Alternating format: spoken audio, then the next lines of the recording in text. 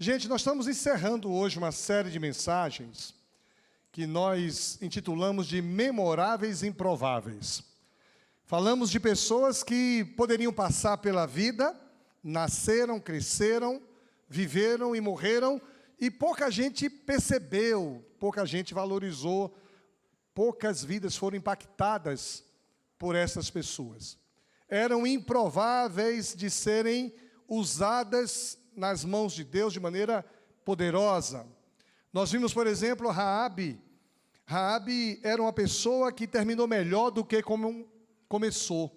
E esse é um desafio que todos nós temos, de terminarmos melhor do que como começamos. É importante sabermos começar, mas é mais importante ainda sabermos terminar. E terminaremos bem, na certeza de que o Senhor estará conosco eternamente. Nós vimos Moisés, uma vida de superação. Precisou superar algumas limitações de onde viveu. Falamos hoje pela manhã sobre as parteiras. E Moisés teve que superar, inclusive, a necessidade de continuar vivendo. Depois, outras situações de superação. E todos nós somos desafiados a superar momentos, circunstâncias, situações da nossa personalidade. Gente que é tímida, por exemplo, que não gosta de ser citada, e de repente o pastor cita. Eu levei uma bronca agora danada, vocês não fazem ideia. Eu vi que o senhor falou do meu nome hoje de manhã, e eu fiquei desse tamanho, né? Não vou dizer o nome dela não, mas já está vermelho ali de novo, né? Então, superar timidez, superar circunstâncias, superar desafios, fomos desafiados a isso. Nós também fomos desafiados a vencer quando a chance parece pequena demais. E muitas vezes são pequenas chances que a gente tem, e aí Deus vem com a sua graça e nos abençoa. Quando o momento é crítico, e todos nós vivemos momentos críticos, quando o momento é crítico, como é que a gente pode agir? E Deus vai nos usar de maneira extraordinária. Nós vimos, quarta-feira passada, como aquela menina escrava, serva de Naamã, foi um instrumento de cura, e nós fomos desafiados, todos nós, a sermos instrumentos de cura na vida de pessoas. Hoje pela manhã falamos sobre como viver algo novo de Deus em tempos difíceis, com as parteiras Sifrá e Puá. Hoje nós queremos falar, baseado na vida de Jefté. Jefté é um personagem bíblico que poucos conhecem. Mas a vida de Jefté nos traz uma mensagem muito forte, que todos nós fomos chamados, nós nascemos para vencer. E eu diria que você já é um vencedor, porque muita gente não conseguiu sobreviver quando nasceu. Algumas pessoas da minha geração, o índice de mortalidade infantil era muito grande. Nós sobrevivemos. E nós vencemos quando a gente conclui etapas em nossa vida. Nós temos vencido várias circunstâncias. E você precisa sair daqui hoje com essa compreensão de que Deus chama você, porque Deus proporcionou a sua presença, a sua vida nesse lugar, porque você nasceu para vencer. Nós vamos falar exatamente dessa realidade. Temos falado que quando Deus percebe o seu mover, Deus se move também em direção a você. E a gente tentou responder ao longo dessa série de mensagens alguns questionamentos, como, por exemplo, a gente superar alguns sentimentos, como dar o primeiro passo quando a gente não está preparado, como nos tornar grande se nós não somos os favoritos, como acreditar que a gente pode conquistar se nunca vencemos em nada. Nós queríamos estimular você a vencer dificuldades, algumas dificuldades como o anonimato. Quando a gente chamou o pessoal da cozinha para ficar em pé, são pessoas anônimas. que estavam aqui ontem de manhã, desde cedo, preparando aquele almoço delicioso. E algumas pessoas, por serem anônimas, não se sentem valorizadas, importantes. Queremos vencer o anonimato, queremos vencer a rejeição. Alguns trazem consigo sentimentos de rejeição, de ofensa. Queremos sair da acomodação, alguns têm a ideia de megalomania. Queremos ter um foco bem definido. Queremos superar as bajulações. E alguns de nós fomos desafiados a superar a nossa falta de identidade. Então, essa era a proposta dessa campanha. E a Revolução dos Improváveis foi o instrumento que nós entendemos ser importante para nos fortalecer, nos dar sabedoria e que nos levaria a sermos vencedores, mesmo que não sejamos o favorito em nenhum contexto desse. O nosso tema de hoje é: você nasceu para vencer. E talvez você não seja filho de um homem ou de uma mulher honrada. Talvez você não seja filho de uma pessoa que tenha destaque na sociedade. Talvez seu pai e sua mãe, talvez não seja aquilo que você gostaria que fosse. Nós vamos ver a história hoje de uma pessoa que é filho de uma prostituta. E como essa pessoa, filha de uma prostituta, vivia marginalizada, preconceituada, discriminada, perseguida pelos seus irmãos. Era improvável que fosse o líder da nação de Israel, era improvável que fosse o chefe do exército de Israel e que governasse durante 6 anos e acumulasse muitas vitórias, era improvável, mas ele nasceu para vencer. Acompanhe comigo a leitura de Juízes, capítulo 11, versículos de 1 a 3. Nos diz assim a palavra de Deus: Jefité, o Gileadita, era um guerreiro valente. Sua mãe era uma prostituta. Seu pai foi Gileade. A mulher de Gileade também lhe deu filhos, que quando já estavam grandes, expulsaram Jefté, dizendo: você não vai receber nenhuma herança de nossa família, pois é um filho de uma outra mulher. Então Jefté fugiu dos seus irmãos e se estabeleceu em Tobi. Ali, um bando de vadios reuniu-se a ele e o seguia. Gente, eu não queria ser apresentado com esse currículo. Que currículo complicado. Filho de uma prostituta, discriminado pelos meus irmãos, e tem gente aqui que é discriminada e perseguida pelos irmãos, sabiam disso? Não vou nem dizer, nem vou olhar para o lado deles, vou olhar para o outro lado. A gente se sente, é brincadeira tudo isso, mas a gente se sente mal quando nossos pais têm os preferidinhos. Mas os irmãos de Jefté excluíram ele, jogaram ele para fora, e foi mais confortável viver lá fora nas montanhas. E o pior de tudo, se juntou a ele um bando de vadios. Era improvável que essa pessoa se transformasse num juiz de Israel. E quem conhece a Bíblia sabe que nós temos a época dos patriarcas, Abraão, Isaac, Jacó. Depois a gente tem a época dos juízes. Depois a gente tem a época dos reis. Depois a gente tem a época messiânica. Aí a gente tem Jesus e os apóstolos.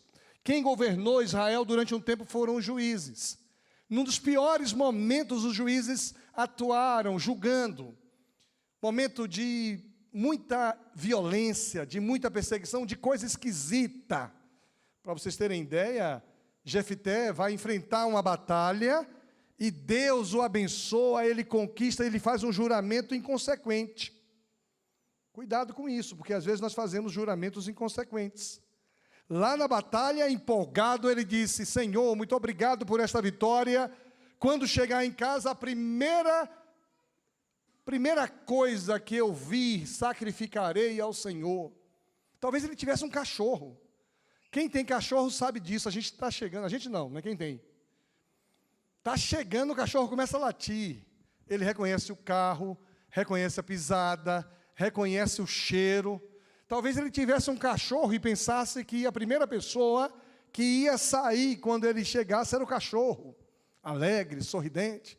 O gato não, o gato é esquisito, né? Gato não recebe a gente com sorriso. Gato é abusado. Gato é explorador, né? E o gato fica lá atrás, mas o cachorro não. O cachorro vem latindo com alegria. Talvez ele pensasse que o cachorro sairia, e quando ele está chegando vitorioso da guerra, quem sai dançando e louvando ao Senhor é a sua filha. Gente, que coisa complicada. E ele então diz: filha, o que foi que você fez, filha? Agora, quem foi que fez? Foi ela ou foi ele? Ele que fez um voto inconsequente. Muitas vezes nós fazemos votos inconsequentes. E aí queremos culpar terceiros, queremos culpar Deus. E ele explica então para a menina: olha, eu fiz um voto que consagraria ao Senhor em holocausto a primeira pessoa, a primeira coisa que viesse, e foi você que veio. E ela diz assim: tá bom, pai, se o senhor fez esse voto, que o senhor cumpra. Vou fazer um sermão um dia só endereçado a essa menina, porque essa menina merece destaque. Era um improvável. Ela disse: pelo menos, pai, permita que eu saia com as minhas amigas, que a gente faça uma festa no campo.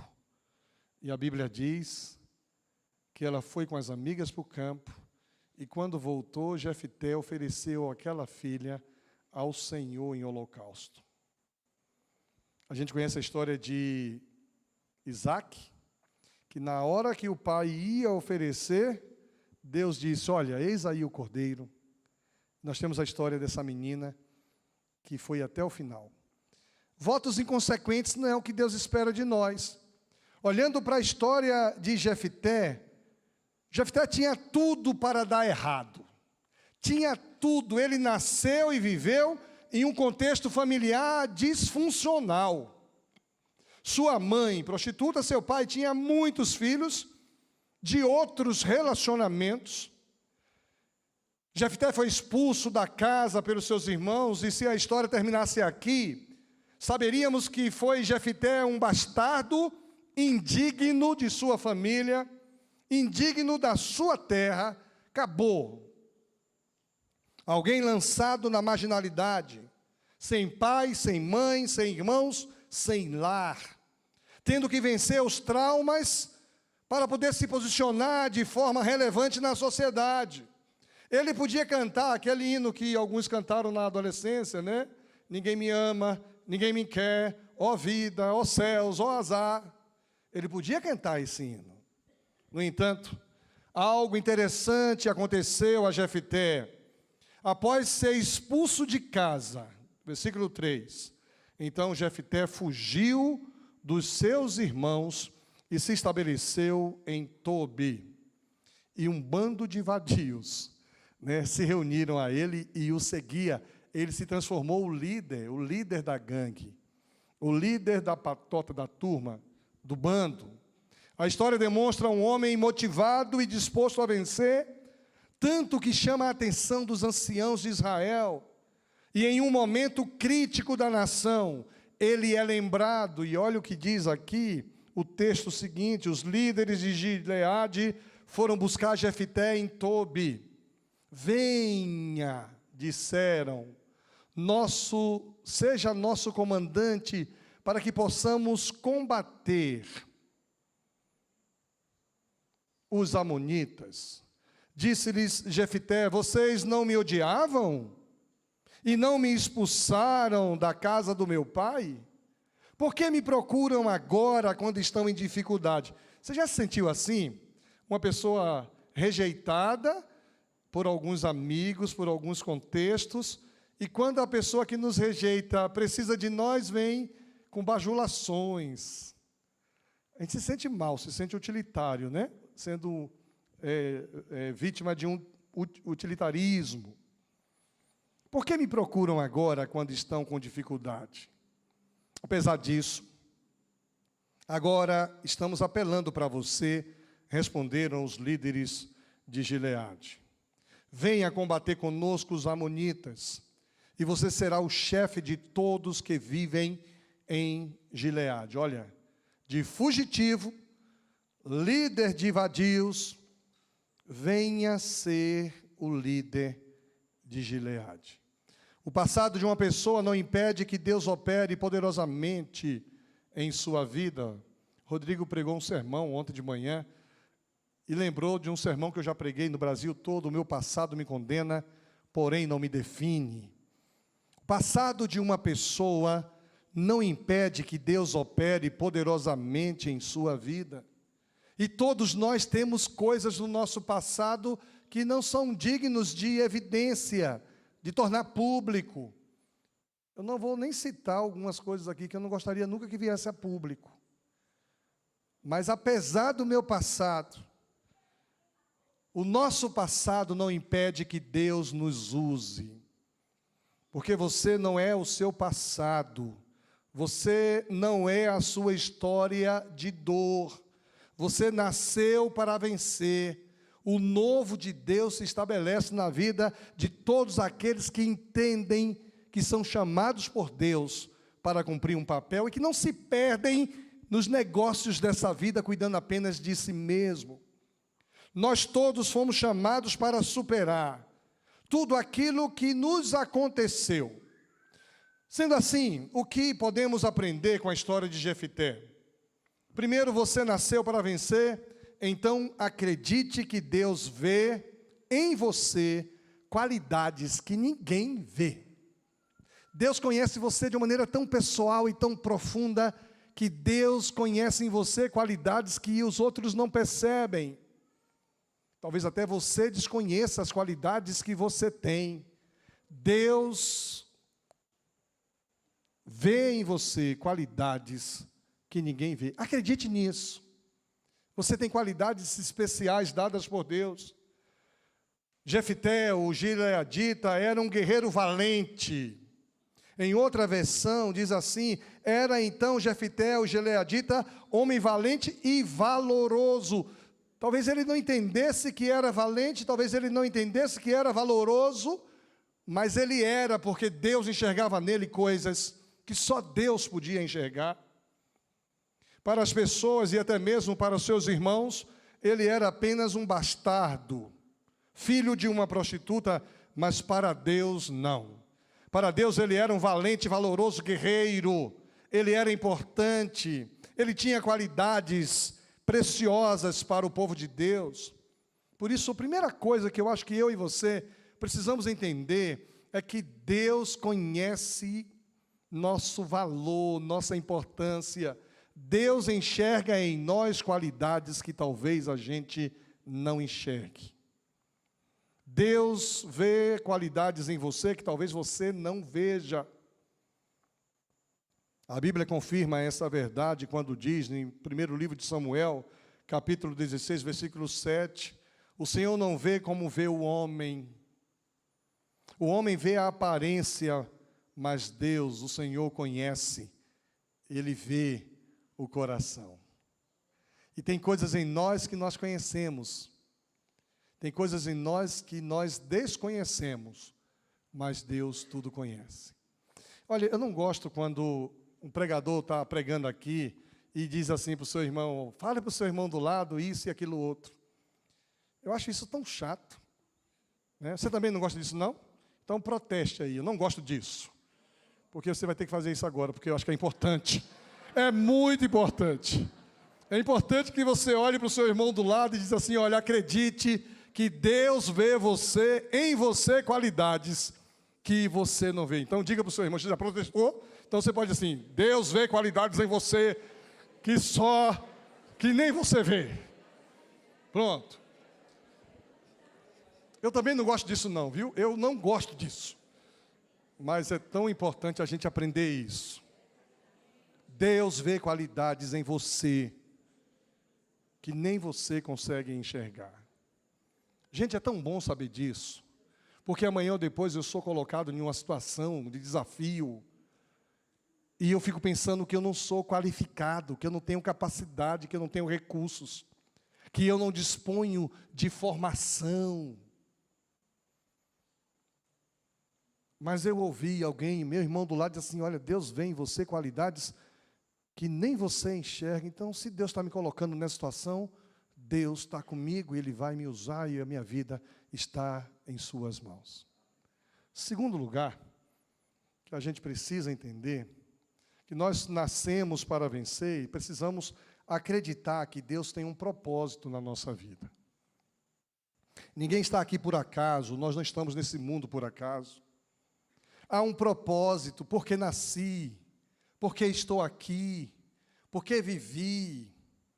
Acredite que Deus tem um propósito. Sua mãe era uma prostituta, seu pai um geleadita. Ninguém nasceu por acaso, você não é um acidente. Você não veio ao mundo porque alguém errou. Quantas histórias de pessoas que foram concebidas sem opção, sem querer, e que os pais pensaram em tirar. A gente estudou aquele livro, Uma Vida com Propósito. História de pessoas que deveriam ser abortadas e que hoje são uma bênção no reino de Deus. Então ninguém está aqui por acaso. Eu olho para a minha história de vida pessoal, eu não estou em Curitiba por acaso, fui o primeiro a chegar aqui. Hoje minha família toda está aqui. Hoje eu participo de um povo lindo. Você vê que povo lindo, Rodrigo? É uma igreja linda ou não é? Dá vontade de ficar aqui, mas não vou deixar não, senão o Silvado não libera outra vez. Né? Vai dar problema. Mas é um povo lindo, eu prego no Brasil fora, e digo assim, gente, eu sou pastor da igreja mais linda do Brasil, Igreja Batista Lindóia. E se você tem dúvida, vai lá, veja que povo lindo, olha que povo lindóia, povo lindo. O povo não dá risadinha assim, sem graça, mas eles respondem. Respondem. Todos nós temos um propósito, gente. Não é por acaso que algumas coisas acontecem em nossa vida. E muitas vezes nós somos alvos de Deus para recebermos vidas que Deus tem um propósito. A gente cuida das preciosidades que Deus nos confiou. A gente apresentou 2 criancinhas lindas. A gente não faz ideia do que essas meninas vão ser. Tem um propósito, cuide bem delas. Eu vou deixar o meu zap com elas, qualquer coisa passa um zap para mim, que eu chego lá. Ninguém nasce por acaso. Sobre isso a Bíblia diz em Efésios 1, versículo 4, muito antes que Ele estabelecesse os fundamentos da terra, Ele já pensava em nós e nos escolheu como alvo do seu amor. Deus nos escolheu como alvo do seu amor. Não importa o seu passado, quem você foi, quem seus pais foram, Deus tem um propósito na sua vida. Talvez nem o próprio Jefité cria que Deus tinha um propósito, pudesse transformar a vida dele de fugitivo dos irmãos da família, vivendo acompanhado por vadios. Nem ele podia imaginar, era improvável que esse homem se transformasse em um grande juiz de Israel. Deus não olha nosso passado para decidir nosso futuro. Deus olha o que nós estamos fazendo e decidindo no presente. Quantas vidas foram transformadas ao entrar em um templo como esse, ouvir uma palavra como essa e dizendo assim, Senhor, eis-me aqui, entra na minha vida, muda a minha história. Pessoas que entraram aqui embriagadas. Eu conto sempre a história do meu avô, que entrou em um culto embriagado, bêbado caindo, entregou sua vida a Jesus. E hoje eu estou aqui e tenho certeza que Deus usou aquele homem bêbado e aquele tio também bêbado, que não podia nem levantar a mão. E o meu tio disse, quer levantar a mão, pai? Imagine um culto solene como esse. Entram 2 bêbados. Um é meu avô e o outro é meu tio. E aí, bêbado não tem noção de volume, começa a falar alto e o povo começa a olhar. Alguns já sentam do lado, né? Para manter a ordem. E aí, na hora do apelo, quem quer entregar sua vida a Jesus? Quem quer receber Jesus na sua vida? Experimentar uma transformação de vida? Meu avô estava tão bêbado, mas entendeu que Deus tinha um propósito. Ele tentava levantar a mão, mas desequilibrava. Aí o outro falando alto, quer levantar a mão, pai? Eu quero, mas não estou... Vou parar de imitar, senão vocês pensam que eu herdei, né? Eu herdei o gene, por isso que eu não posso tomar uma gota de álcool. E o meu tio, então, levanta a mão do meu avô entrega a vida a Jesus. Daquele dia em diante, nunca mais botou uma gota de álcool na boca. E, gente, que povo lindo veio da vida desse homem. Deus não olha o nosso passado para decidir o nosso futuro. Deus valoriza a decisão que você vai tomar hoje e fazer. A gente vem em um culto bonito, abençoado, Deus fala no nosso coração, a gente até quer tomar uma decisão, a gente volta atrás e tem desperdiçado a oportunidade de ter sua vida transformada, porque Deus decide trabalhar o nosso futuro com as decisões que tomamos no nosso presente. Quando Deus trabalha em nós, Ele sempre está visando o nosso bem. E a Bíblia confirma essa verdade lá em Romanos 8, 28. Sabemos que Deus age em todas as coisas para o bem daqueles que o amam, dos que foram chamados de acordo com o seu propósito. Jeremias 29, 11, que eu amo, porque sou eu que conheço os planos que tenho para vocês, diz o Senhor, planos de paz, de fazê-los prosperar e não lhes causar dano, planos de dar-lhes esperança e dar a você um futuro. Então, entenda isso.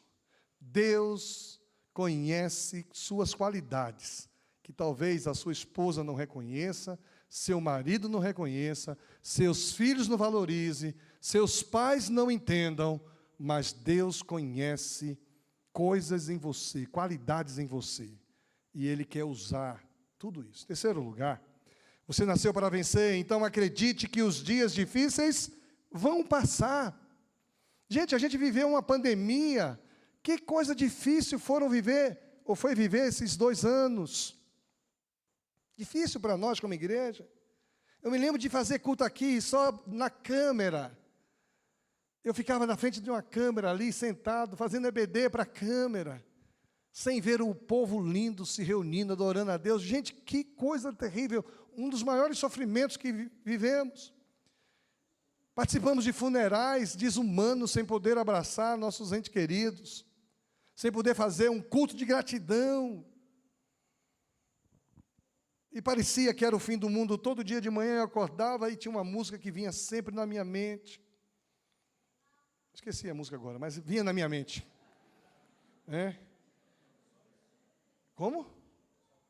Não, é o da manhã. Eu gravei vários stories da janela do meu quarto, vendo ali o nascer do sol. Esqueci, depois eu lembro. No final do dia, me vinha à mente o de missões. Aí sim, não estamos sós. Deus conosco está. Porque na hora de dormir é complicado. Mas vivemos, superamos, passou esse tempo. A mulher de Gileade também lhe deu filhos, que quando já estavam grandes, expulsaram Jefité. Que momento difícil, mas esse momento passou.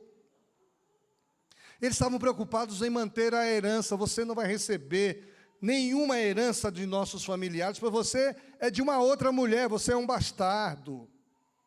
Então Jefité foge. Embora sendo um homem valente e valoroso, Jefité passou por um tempo muito difícil. Ele foi humilhado pelos líderes da cidade, foi humilhado pelos seus irmãos. Gente, é tão complicado ser humilhado por gente da família. Um dia, um dos meus irmãos fez um comentário a meu respeito que me machucou demais. O cara falou uma besteira para uma pessoa que eu considerava muito, me julgou. Eu já perdoei ele, viu? Mas não perdoei totalmente ainda não, porque quando eu lembro assim, ainda me dá uma raivinha. O cara foi dizer que não concordava com o que eu falei. Falei, cara, você é sangue do meu sangue.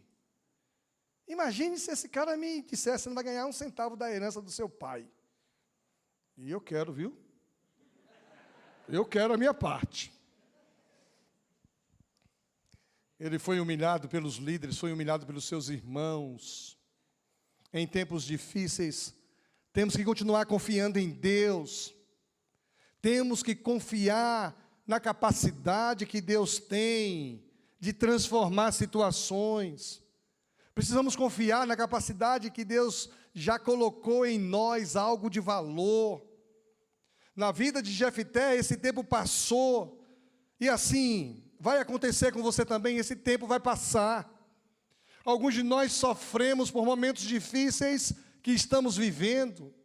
Outros sofremos por momentos difíceis que os nossos queridos estão vivendo.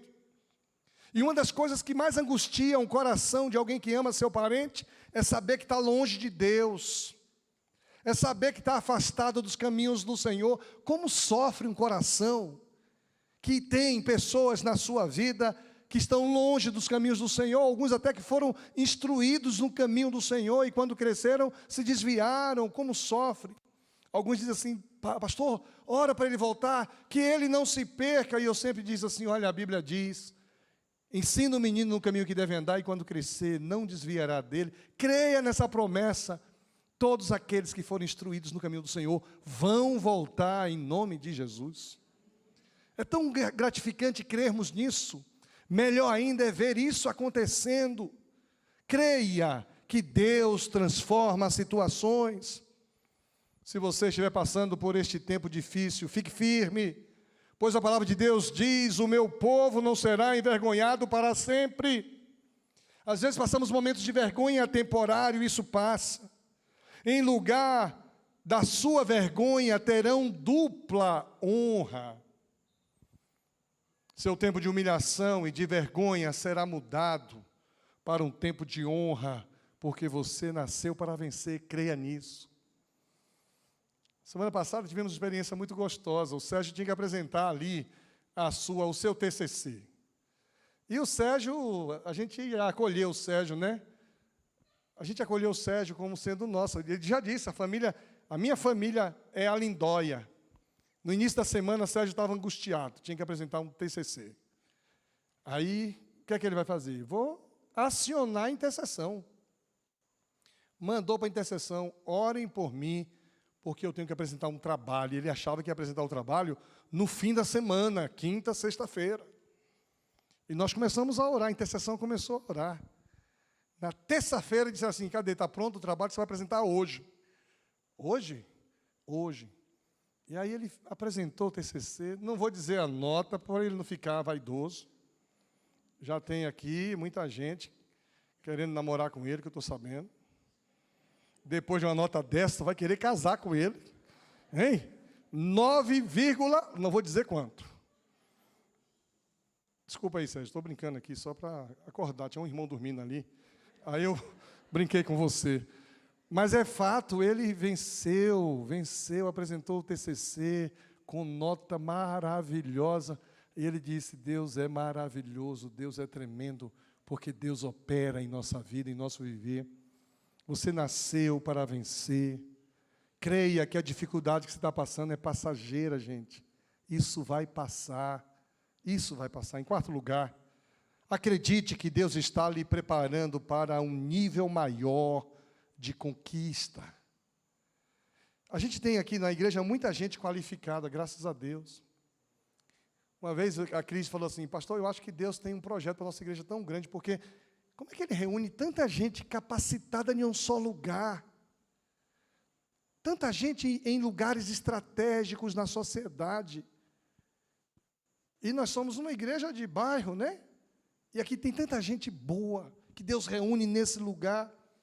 E eu creio que Deus tem, sim, um projeto para que nós influenciemos a sociedade. Deus quer nos usar lá onde a gente estiver. Você está lá naquele lugar, você pode se achar um improvável, mas creia que Deus está lhe preparando para um nível maior de conquista. Eu olho para alguns aqui que eu vi criança pequena, veio para cá querendo fazer uma faculdade, concluiu sua faculdade, outros fizeram mestrados, doutorados. Me entristece alguns que quando chegaram tinham um compromisso forte com Deus, tinham um compromisso visível com Deus, exalava palavra, adoração, oração. mas na conquista de vitórias lá fora foram se esfriando. Inclusive do envolvimento com a família de Deus.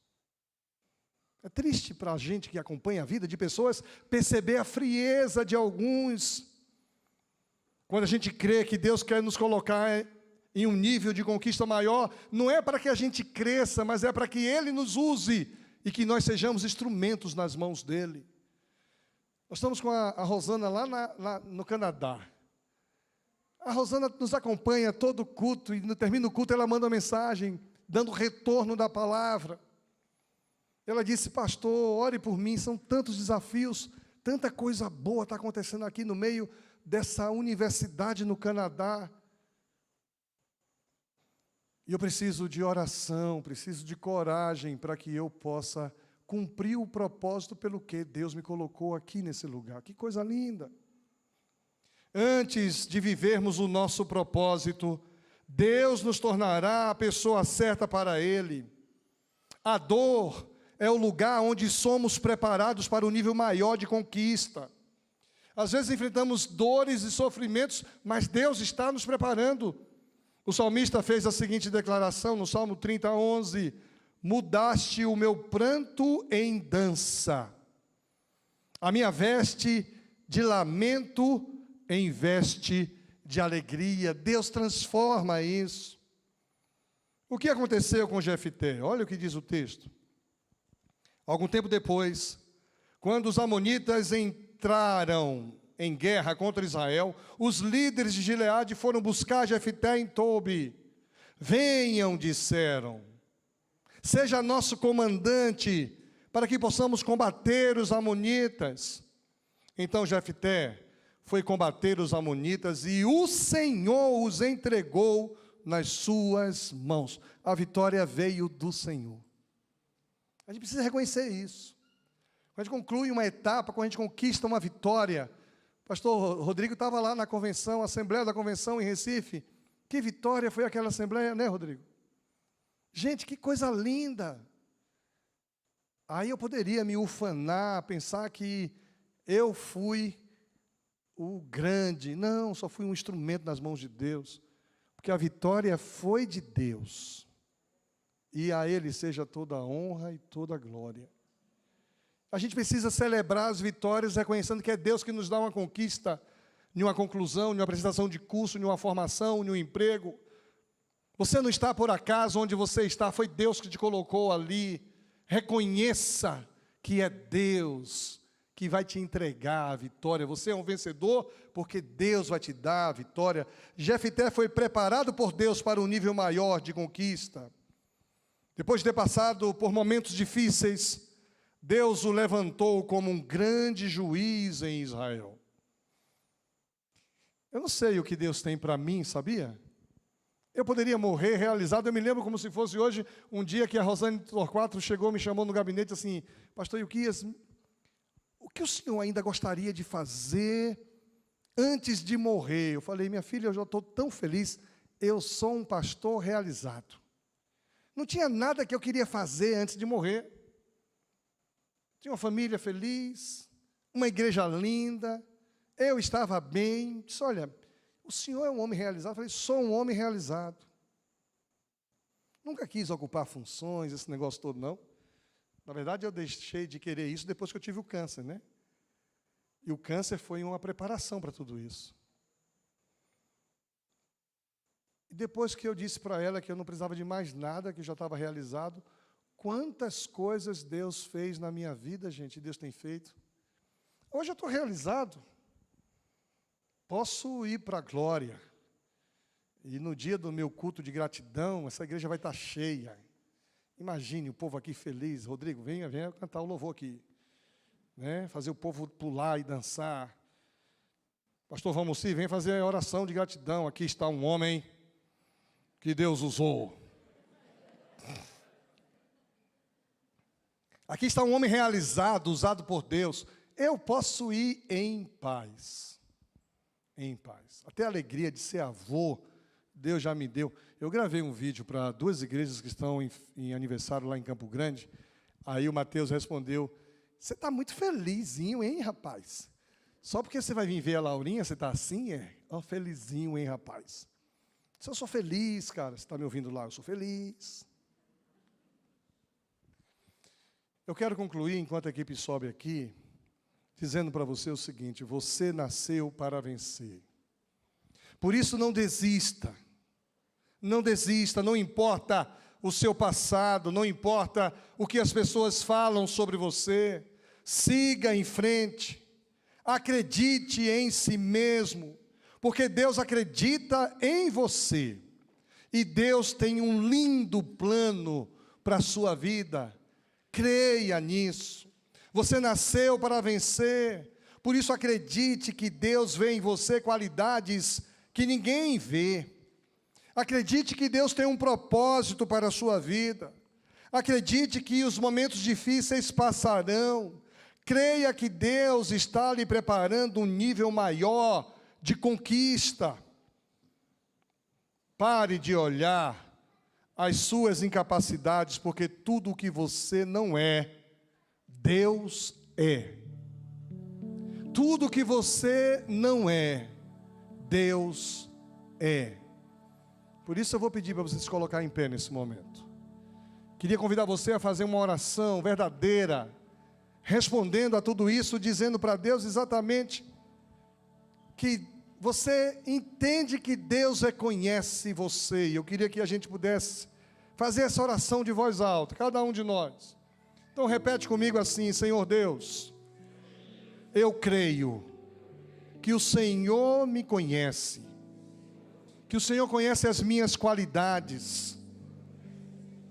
Eu creio que o Senhor tem um propósito para a minha vida. Cumpra na minha vida o teu propósito. Eu acredito que as coisas difíceis passarão. Eu creio que o Senhor tem um nível mais elevado para mim. Usa a minha vida. Pai querido, ouça a oração do teu povo. Nós cremos, ó Deus, que o Senhor nos formou, o Senhor nos permitiu chegarmos aqui, e não estamos por acaso aqui. Inclusive não estamos por acaso neste ambiente de culto presencial ou virtual. Aqui estamos porque o Senhor permitiu que nós nos conectássemos, que nós chegássemos. E nós sabemos que o Senhor nos fez para sermos vencedores. Só que a vitória que vence o mundo é a nossa fé. Nos ajuda, Senhor, a crer que tudo tem um propósito, a fim de que o teu nome seja exaltado e glorificado. Alguns de nós somos improváveis no ambiente onde estamos. Alguns de nós nos sentimos tão pequenininhos, tão incapacitados. Alguns de nós, ó Deus, nos sentimos limitados. Não enxergamos em nós qualidades, mas o Senhor enxerga. Quero te pedir, Pai, em nome de Jesus, que todos nós saiamos daqui com essa convicção plena, absoluta, que o Senhor colocou em nós qualidades e vai usá-las para que o teu nome seja exaltado. Que o Senhor tem um propósito em nossas vidas e o Senhor vai cumprir esse propósito em nossa vida e nos nossos. Aqueles que estão passando por momentos difíceis, ó Deus, que o Senhor comunique essa verdade, que os momentos difíceis passarão. Quero pedir, Pai, que o Senhor use nossas vidas para conquistarmos tempos melhores, conquistarmos posições melhores, mas não para a gente ter lucro, consolo, conforto, mas que a gente possa oferecer tudo isso a Ti. Queremos ser usados por Ti, em nome de Jesus. Amém.